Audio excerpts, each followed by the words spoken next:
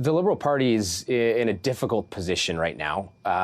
Looking back, where do you believe your party went wrong? I don't know if I would necessarily characterize it that way.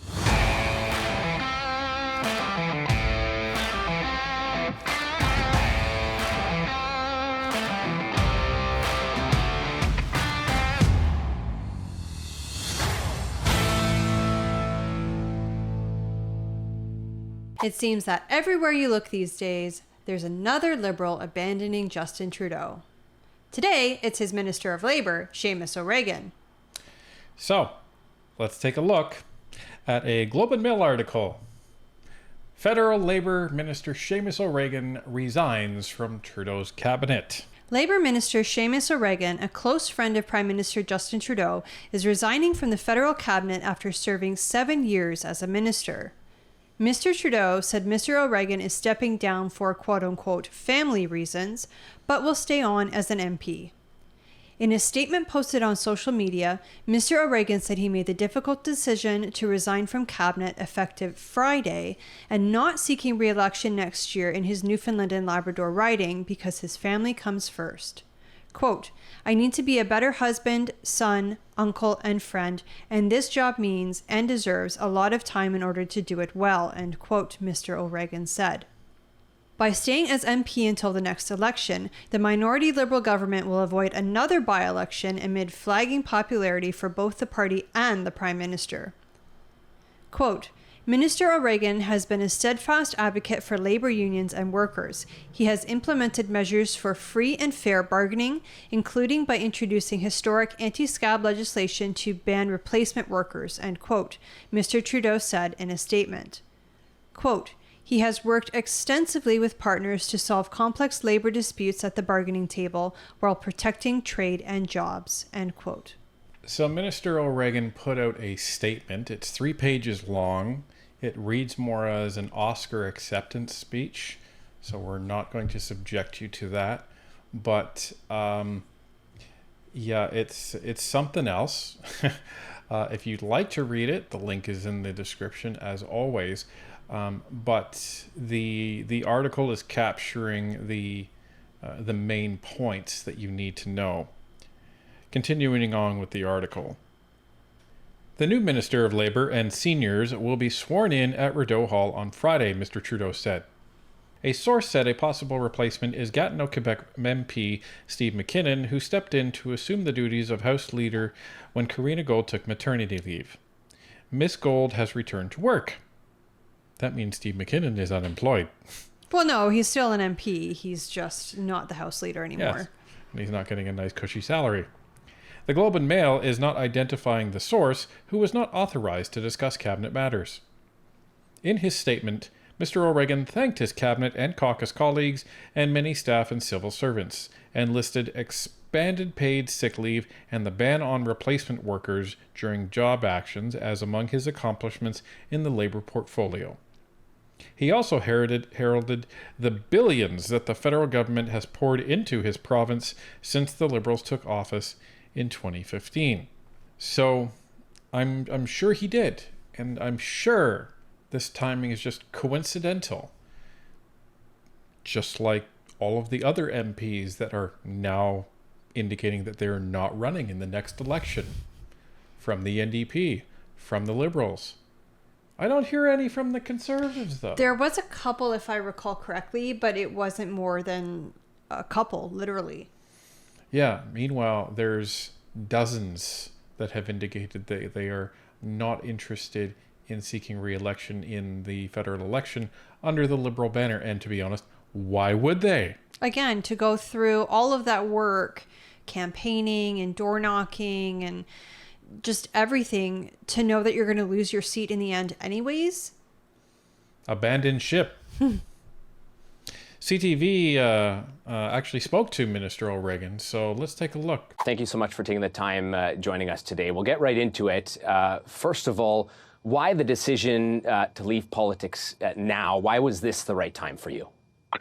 So I'll stay on as a member of Parliament for St. John South Mount Pearl. So not completely giving up politics, but yeah, what I decided was that I would not be running for re-election, which meant that I'd be resigning from cabinet, and chiefly. It was just because I've been in now, I think 9 years, 10 years really, I've been campaigning, 7 years as a cabinet minister. And I knew what I was getting into. I've been around either as a reporter of politics and a student of politics and as a staffer, but it is a lot of time and it is 100% commitment. And for my husband and I, we just frankly were not seeing each other nearly enough and not nearly as much as we like to. So that was a decision that he and I made way back, actually much earlier this year. And then it never seems to be the right time. There's always something happening. There's a lot of news. There's a lot going on these days. But eventually, at some point, we had to make this decision. And we felt that this was the right time. It's with a heavy heart. I got to tell you, I love this job. I love this job. Every portfolio that the Prime Minister has given me, I've thrown my heart and soul into it, and I've done my level best at it. But at some point, it is family first. You expressed confidence in your statement in Prime Minister Justin Trudeau and his ability to lead the Liberal Party into the next election. Why do you believe the polls don't show that same confidence?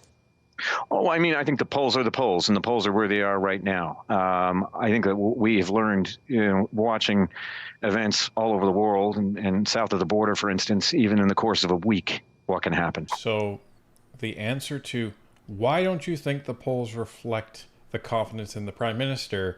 And the answer is, well, the polls are the polls. And look at what happened down south and what can change in the course of a week. Well, if he's talking about what happened with Donald Trump, I don't think that has really shifted the polls down in the States really that much more. I just think it cemented him as the Republican nominee, and I think it, for anybody that, maybe in questioning who they were going to vote for, it could have tipped him to their side. But this is not the same in Canada when the Conservatives have been leading in the polls significantly for 2 years. Well, I will say, I think it is kind of sweet the way that he's saying, I don't spend enough time with my husband that I want to, that I should. Because, I mean, that was one of the reasons that you decided not to run for office, was because you would be leaving me and our son alone most of the time and not seeing him grow up. It is a huge commitment as an MP. And I know I've heard it from more than one spouse of an MP that it takes a lot of time to be an MP, and, family doesn't always get to see you as much as they would like. So, I think it's almost kind of sweet that he's recognizing that, I'm not seeing my husband as much as I want to, and it's because of this job, and I don't want to do a poor job. Like, I don't want to do a half-assed job, essentially, being an MP. So I'm going to give up being an MP so that I can spend time with my family. It's nice, but I don't believe for a second that if the Liberals were leading in the polls that he'd be resigning right now. I guess. I mean, that's for Seamus O'Regan to decide. But, I mean, you and I both know that not seeing your family is a big thing when you become an MP. It is. But I have to go back to... I don't believe many of these MPs would be resigning if the Liberals were leading in the polls. I don't see it happening. It's the same thing with the like. A lot of these MPs in the Atlantic caucus are resigning, or indicating they're not going to be running in the next election. And why? Because the blue wave is crashing over Atlantic Canada. So it's not a coincidence that all of these people are resigning right now. Sure, the reasons are nice, and I don't even know what to make of the O'Regan one. But let's continue with the video. These are hectic times, as I said earlier. These are times when having a firm and steady hand at the wheel is really important. I think that Canadians saw that in Justin Trudeau, not just during COVID, but also during the Trump administration, when we were under an incredible amount of pressure in terms of trade and the economy. He is seasoned. He is nimble. He is smart. He knows who to listen to. And he takes action when he needs to take action. At some point, Canadians are going to make a choice. That election could be, up to a year away.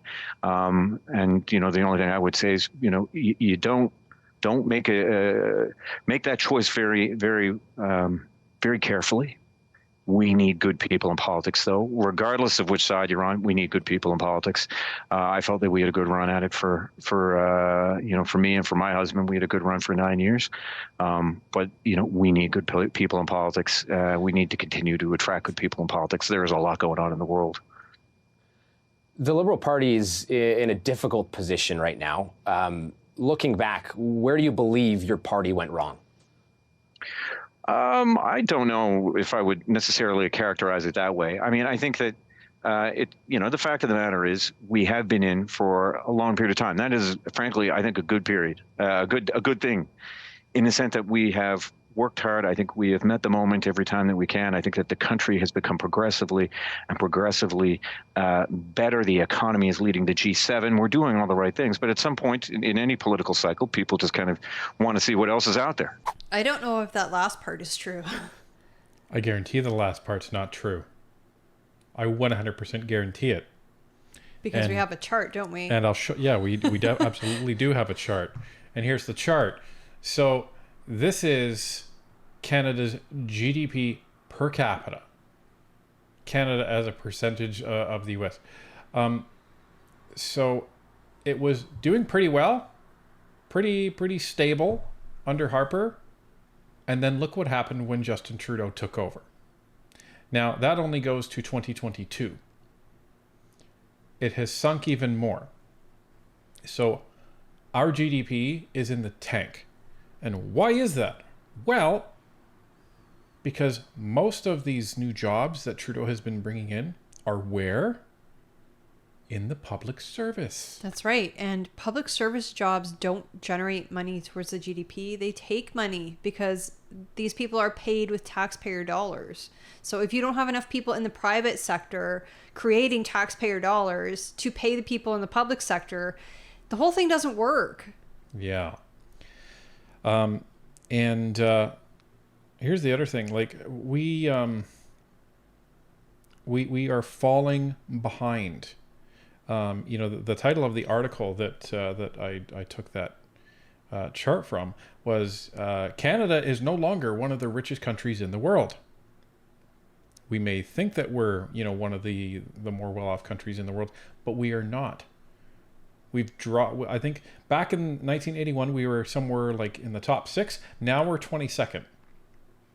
That's a significant fall. Yeah, and we're continuing to fall, and it comes back to Reagan saying, "Oh, well, I think we've, made this country better." I think many Canadians, if not most Canadians, would disagree. Yeah. Now, I get that these people talk about government fatigue and it's been 9 years and yada, yada, yada, and that's what he's saying. But it was interesting the way he was saying it, right? He's saying, "Oh, yeah, Trudeau's great. And then he says, well, in the next election, just, make sure you think about who you're voting for. He didn't say, I think you should still vote for Trudeau. He's just saying, I think you should think about who you should vote for. Well, and he also said we need good people regardless of party. Yeah. So, I mean, I think the Conservatives are doing a really, really good job of picking their candidates. I mean, we got to meet Greg Kung when we were in Canada, and he is a phenomenal guy. If you haven't seen that interview, make sure you check it out. And he's the Conservative candidate or pardon me, the Conservative nominee for that riding. And the Conservatives, again, like you look at their roster of their shadow cabinet and who they've got. They've got Larry Brock, Michael Cooper, Michelle Fieri, Michael Barrett. They've got all these amazing MPs, and the nominees that they're bringing in are just as amazing. Well, and they're strong, right? They're strong MPs. There's many of these. You could say, yeah, they could probably lead the Conservative Party. You can't say the same thing about the Liberal cabinet. No, you can't say that at all. So that's the good thing, because you have people that, if needed, could challenge Pierre if Pierre is making some silly decisions. Well, and a good leader always has succession planning. Trudeau just makes it seem like he's going to be the leader forever. He doesn't have a successor, not an obvious one anyways. They're talking about bringing Carney in, and he's not even in the party. Well, and there's only one way where I think that, a great leader is the smartest person in the room, and that's if they're smart enough to assemble a team of a bunch of people that are collectively smarter than he is. Well, that's because a good leader knows that they can't be good at everything, right? You might really excel in one portfolio and have some obvious weaknesses in another. That's why they get the best people in each portfolio to give the Prime Minister the necessary information to run the country properly. So let's continue with the Globe and Mail article and see what else they had to say. Quote, "Importantly for me at this juncture, I leave my province in better financial health," end quote, he said.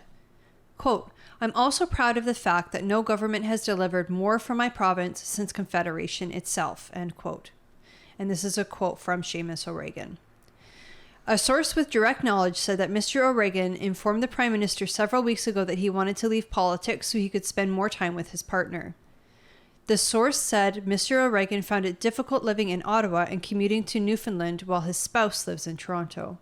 Despite the Liberals recently narrowing the gap with the Conservatives out east, Liberal MPs on the ground are concerned about their prospects in the next general election, a fear that was only heightened by the Liberal by-election loss in their Toronto fortress last month. Mr. O'Regan's announcement makes him the third out of 6 MPs in Newfoundland and Labrador who are not seeking re-election in the 2025 election, and several Liberals on Thursday said they expected more such announcements. Laurie Turnbull, chair of the Public and International Affairs Department at Dalhousie University, said Mr. O'Regan's exit means the Prime Minister is losing a close ally and someone who has his back personally at an already vulnerable time for Mr. Trudeau. She added that it's unlikely that his resignation is connected to questions about the future of Finance Minister Chrystia Freeland and former Bank of Canada Governor Mark Carney, but the timing is unhelpful. She added that the Prime Minister is already under intense pressure to make significant changes in his government in order to appease a restless caucus. So the other question that has to be asked is this one of the quote-unquote possible changes? Is this a potential cabinet minister that is being shuffled out by Trudeau?